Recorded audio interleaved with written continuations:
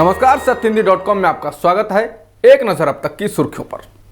भारत में कोरोना संक्रमण के कुल मामले 46,711 हो गए हैं, जबकि मरने वालों की संख्या 1583 हो गई है। इसके अलावा 13,160 लोग ठीक भी हो चुके हैं, जिसके बाद एक्टिव मामले 31,967 हो गए हैं।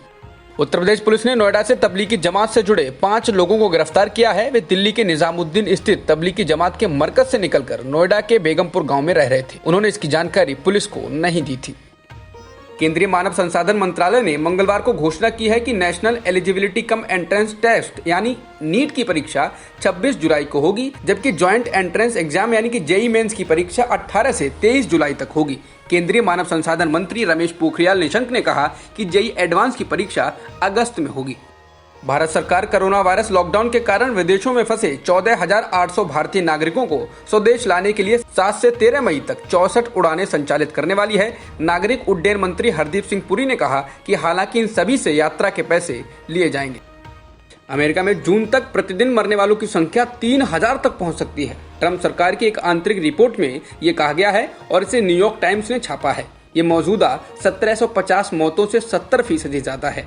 आंकड़ों के आधार पर यह भी अनुमान लगाया जा रहा है कि इस महीने के अंत तक प्रतिदिन 2 लाख नए मामले आ सकते हैं। अब यह संख्या 25,000 है।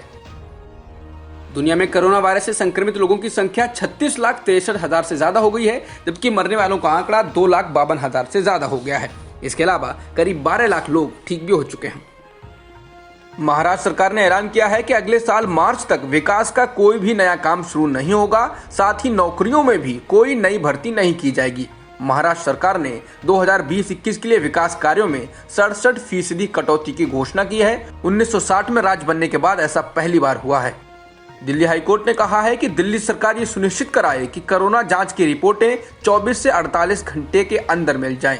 इसके साथ ही कोर्ट ने कोरोना जांच से जुड़े आंकड़े लगातार वेबसाइट पर अपडेट करते रहने के भी आदेश दिए हैं।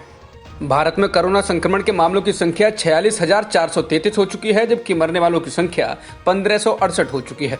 ऐसे में भारत में कुल एक्टिव मामलों की संख्या अब 32,138 है।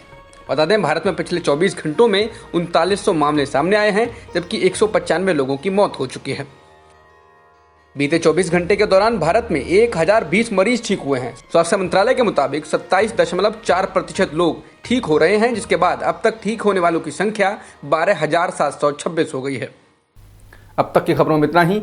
बाकी खबरों के लिए बने रहिए सत्यहिंदी.com के साथ।